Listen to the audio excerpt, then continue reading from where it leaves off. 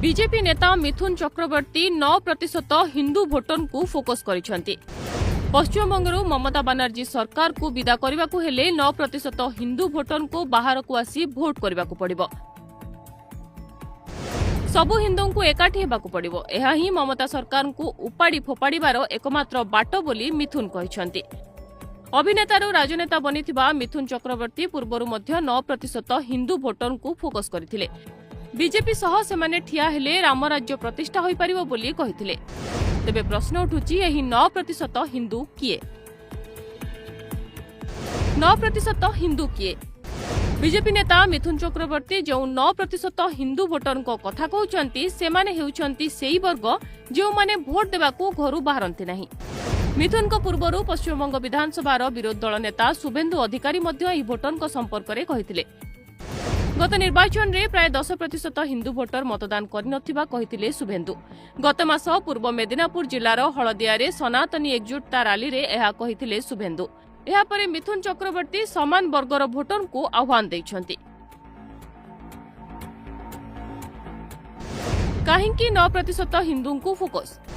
गत निर्वाचन रे भोट देई नथिबा भोटर को घरु बाहरी बीजेपी सपक्ष रे मतदान करबा को अपील करिसंती मिथुन। तांको बयान बीजेपी रो बूथ स्तरीय परिचालनार अंशविशेष बोली कहा जाउछि।